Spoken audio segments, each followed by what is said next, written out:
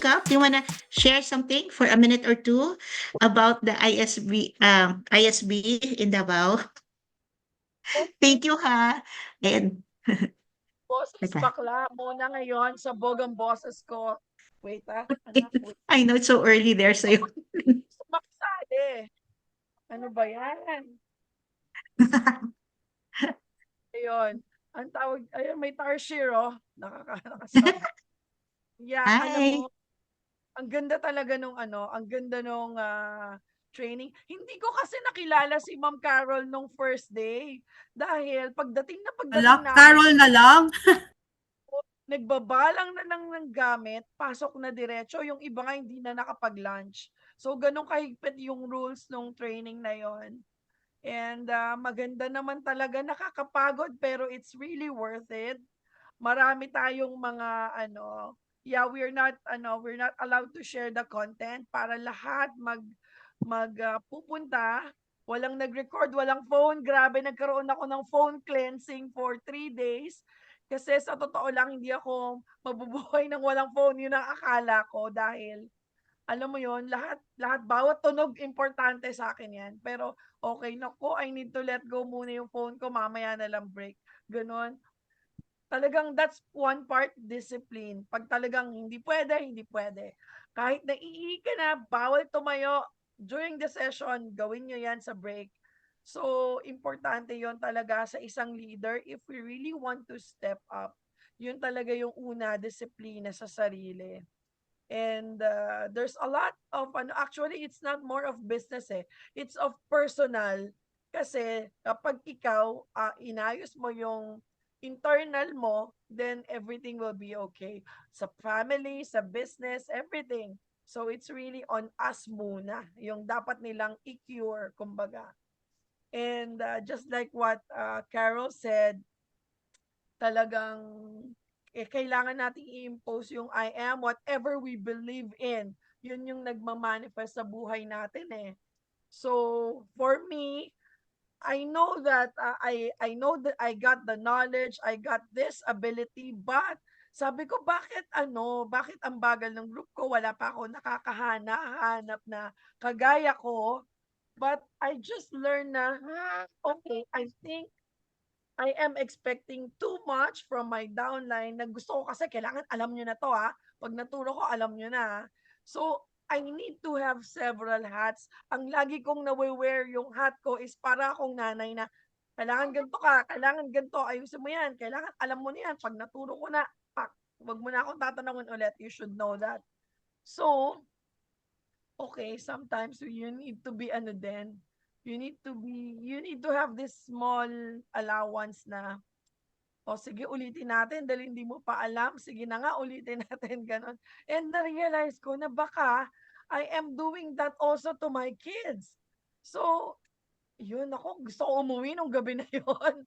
Siyempre, no, ay oo nga, baka kasi, kaya minsan, especially yung mga older kids, baka nagtatago or ayaw nang masyadong makipagkwentuhan sa'yo kasi magagalit ka, yung mga ganon, yung patience mo maliit na. So, sabi ko, sige, okay, ito pala yun. Madami ako na-realize sa mga sinabi ni Nathan na after the session, kinausap ko pa siya, sabi ko, hindi ko alam paano ko sisimulan, especially yung all-out forgiveness. Naku, ang hirap, no, Carol? Hindi ko magawa yung assignment ko hanggang umaga, hindi ako nakatulog. Kasi ba naman pinapatawagan, Gusto mo pa, ay, papatawarin na kita, hello, ganyan. Hindi, ang dami talagang, ang dami kong paano ko sisimulan? Although totoo kasi yon na once you really give out your total forgiveness, that's the avenue for all the blessings to come to you. So siguro yun yung naglilimit kasi sabi ko hindi naman ako nahihiwalay sa pride, sa knowledge. Ano ba to? Sa knowledge, kumbaga alam kong gagawin eh. Pero parang paano ko ba to gagawin? Alam ko naman yung gagawin ko, pero yung first step, okay, parang medyo alam mo paano i-share yung mga yan, alam mo kung paano. In fact, you can help other people pa eh. Pero bakit sa sarili ko, bakit parang may kulang? So, yun, nagna-notes din ako, may roadmap. So, unang gagawin talaga, yun, later kakausapin ko yung mga nasa team ko na okay, you wanted to do ba? If you wanted to do this, okay, let's run together. Kasi ngayon, parang yes, I am running it on my own, on my team. Hindi pwedeng ako lang, mapapagod ako. And in fact, before the ISB, talagang nararamdaman ko na yun. Parang natotoxic na ako dito sa mga group ko. Ayaw gumalaw, gusto laging ako. Parang, may bibili sa office, may kakausapin, puro laging dapat present ka.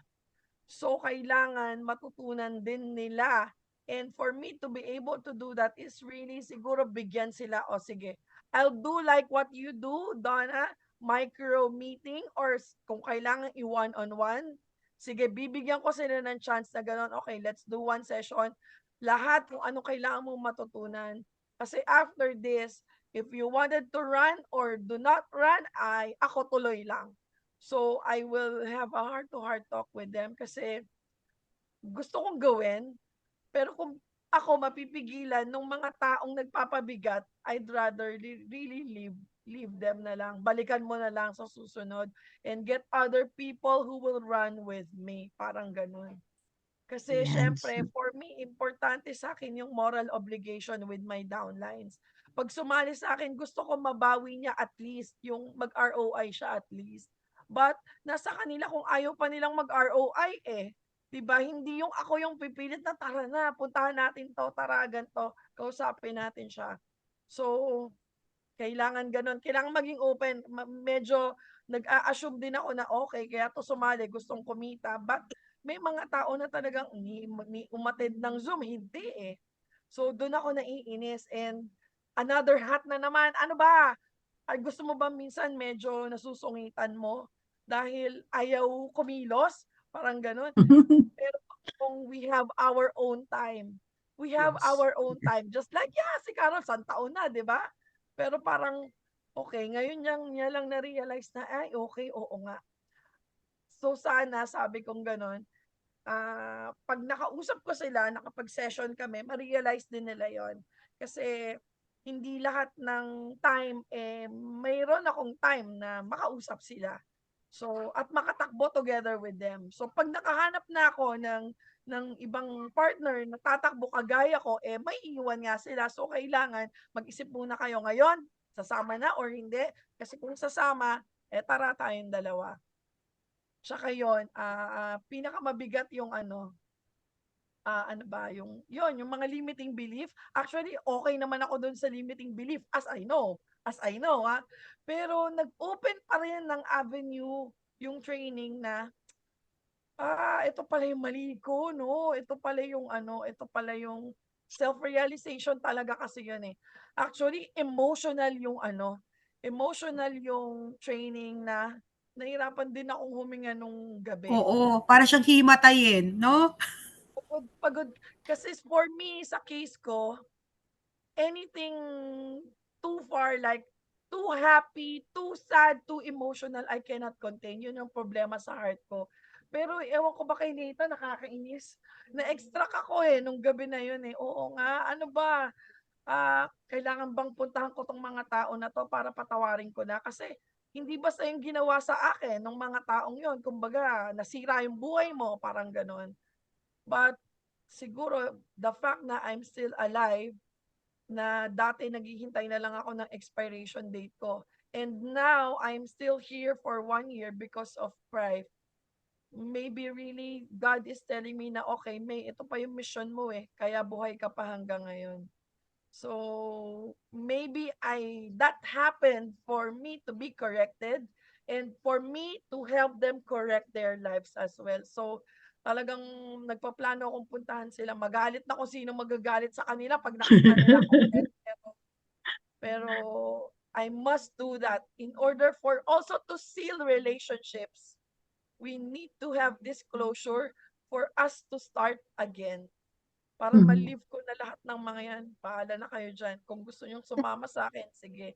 Kasi siyempre, Yes. if sometimes in your past, you lost your fortune, you lost a lot of money, you lost a lot of everything para sa family mo sana, but ganun talaga it happens Sabi nga sa akin, magkano ba yung nawala sa'yo? And then I told them, naku, sabi niya napakadali diyan ibalik. Sabi gano'n ni Ambag, wala yan. Sabi niya, wala yan. Wag mo isipin, wala yan. Pera lang Mabilis yan, lang di yan. ba? Babalik mo Kalimutan mo yan. na. Sorry. Wag mo nang i-hold back yung sarili mo, kalimutan mo na. And yeah, oo nga naman, oo nga ba, ba't pinahirapan ko yung sarili ko? Nagkasakit pa ako dahil doon. Ayun, basta, magkakaroon So, ng IS soon. Soon, iba sa other countries, especially there in the US, pag meron yon at dumating, make sure that you'll be there. Yon.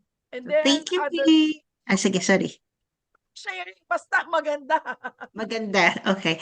So thank you talaga at least this kind of a model, 'di ba nakikita mo, that's why I'm inviting you.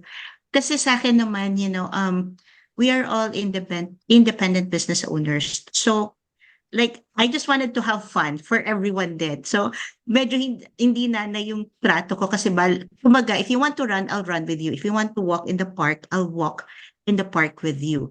But it doesn't mean that I will not tap other people. Kasi what I really wanted, especially for everyone, kung ano yung pinasok nyo na pera, mabawi nyo kaagad.